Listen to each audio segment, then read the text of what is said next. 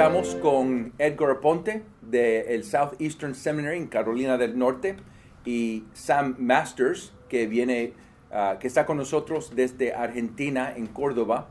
Y hermanos, ustedes trabajan en un seminario que el propósito es entrenar a líderes. Así que queremos pensar en estos momentos de levantar un liderazgo bíblico y fiel, pero por ahora, ¿quién es el que tiene la responsabilidad para entrenar líderes y levantar y entrenar líderes? ¿Eso es el propósito del seminario principalmente o de quién? Bueno, por empezar, a mí me parece que la iglesia tiene la responsabilidad.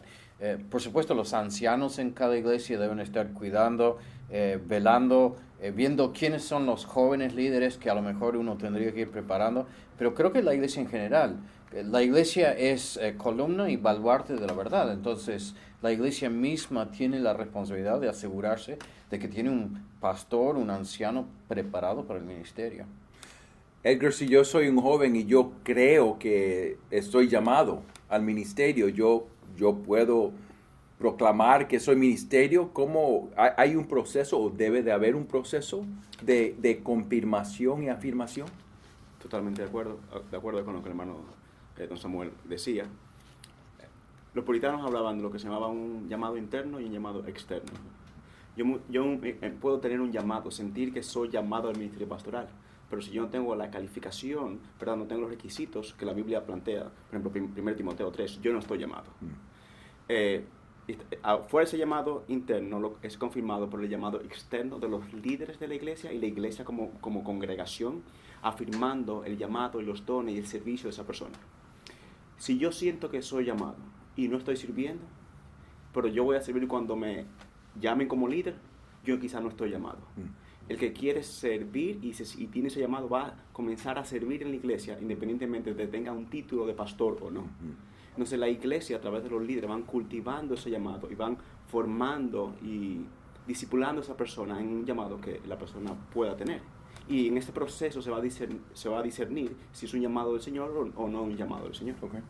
Así que Sam, si yo soy un joven en tu iglesia y creo que soy llamado al Evangelio, al ministerio del Evangelio, ¿qué me sugieres? Bueno, nosotros siempre hablamos de un proceso, hablamos de un camino crítico y estamos viendo no solamente su nivel de educación, su preparación intelectual, sino también cuáles son las cualidades que tiene esta persona. Si es una persona madura o que está madurando, porque uno no espera de que salgan perfectos, que haya un pastor instantáneo. Es siempre un proceso. Nada más que se añade agua ahí. Sí, exactamente, pero es un proceso discipulado. Entonces, nosotros muy a propósito estamos buscando esos jóvenes. Por ejemplo, yo tengo un grupo de 7 jóvenes que llamamos el grupo de Timoteos y son hombres de 20 a 30 años que tienen el deseo de prepararse. Entonces estudiamos, pero también hablamos de la vida de cada uno. Es un proceso discipulado. Sí, muy bien. Sí. Edgar, ¿qué le sugieres a las iglesias para estar buscando líderes potencial y jóvenes? ¿Qué deben de estar haciendo ahora? Okay. Bueno, yo entiendo que ese proceso de discipulado comienza primero desde el púlpito. Yo no quiero asumir, ¿verdad? Comienza desde el púlpito a través de la predicación del Evangelio cada día, y Dios va usando esa predicación en la formación del carácter de las personas. Entonces, después a través de todo un proceso, el pastor de manera intencional, o los pastores, los ancianos de manera intencional, dedican tiempo de manera individual con otros jóvenes y van viendo el deseo que ellos tengan de servir y los dones que puedan tener, y van un proceso. Por ejemplo, una forma en mi iglesia que nosotros usamos es, si una persona tiene un deseo, una de las primeras etapas es quizá puede enseñar un día una escuela dominical junto a otro pastor, para que el pastor vea y cómo esa persona también interactúa en un grupo pequeño, si tenemos grupos pequeños. Y después, si ya entendemos que tiene la madurez para dirigir un grupo pequeño, le damos la responsabilidad de dirigir un grupo. Entonces vamos viendo cómo esa persona va ejerciendo esa función de liderazgo del grupo pequeño, ¿verdad? Y después vamos poco a poco avanzando y dando otras responsabilidades. Pero claro, el liderazgo debe ser intencional en estar observando y saber que Dios es que levanta líderes. Entonces ver dónde Dios está obrando y entonces cómo nosotros trabajamos con esa persona. Y en otras ocasiones también le preguntan. Uno pregunta, Por ejemplo, cuando yo le pregunto al hermano, ¿con quién te estabas reuniendo? Me reuní con fulano y el hermano José me dio un buen consejo. Ah, ok, ¿con quién te ha ayudado? El hermano José. Bueno, José definitivamente está activo en la congregación, entonces el liderazgo debe decir, José, le dedica tiempo a José porque ya José está teniendo un rol de liderazgo, ¿verdad? Que está ejerciendo en otros hermanos. Así que sugieren ustedes que la iglesia tuviera una cultura de discipulado, generalmente. Ese es un lugar donde comenzar. Ahora, pero ustedes dos están en seminarios, pero no han hablado nada de seminarios. Así que el seminario tiene un papel o un rol en entrenamiento. ¿Cómo debe trabajar el seminario con la iglesia? Sam, tú primero y después. Por supuesto que tiene un rol, pero el proceso siempre debe empezar en la iglesia. Y una de las cosas que a mí me preocupa, es muy importante el rol del seminario, porque la iglesia no tiene la capacidad quizás de especializarse en temas que son relevantes para el pastor.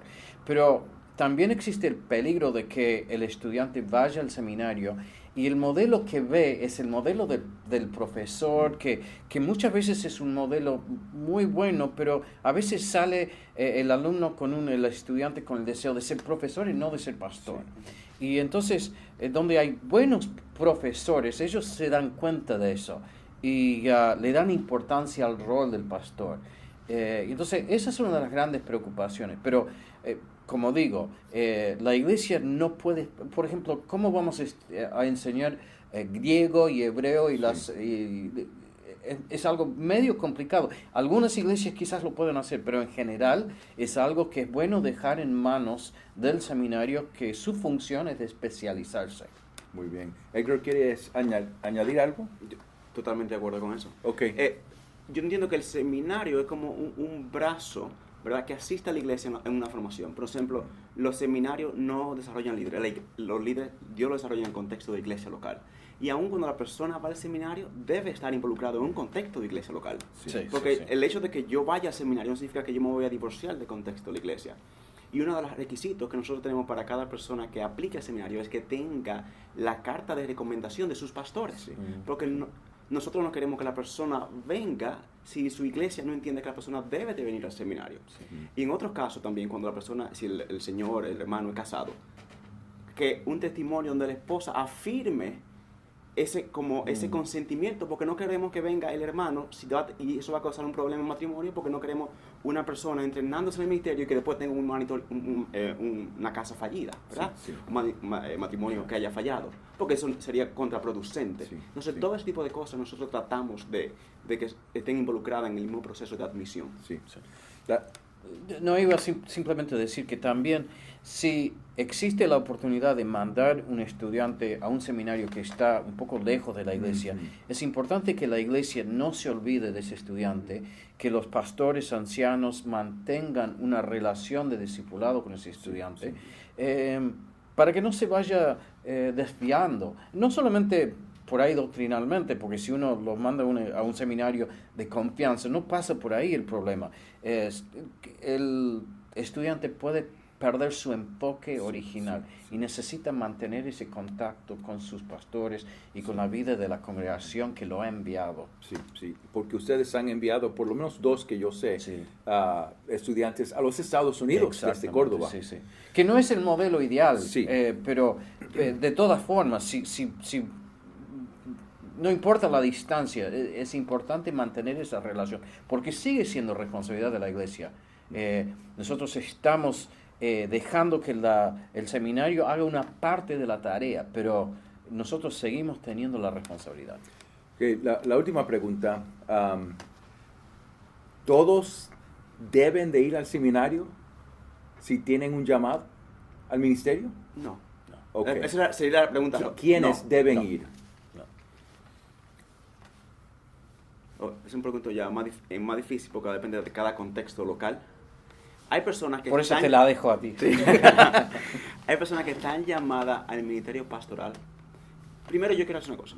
Yo trabajo en un seminario, yo sirvo en un seminario, yo creo en el rol del seminario, pero una persona no necesita una educación de seminario para ser pastor. Queremos, ¿verdad? Es un punto clave. Nosotros no creemos eso. hay personas que tienen el llamado y que tienen la oportunidad de ir al seminario, van. Hay otros que tienen el llamado y pueden servir y no pueden la oportunidad de ir al seminario. Sí.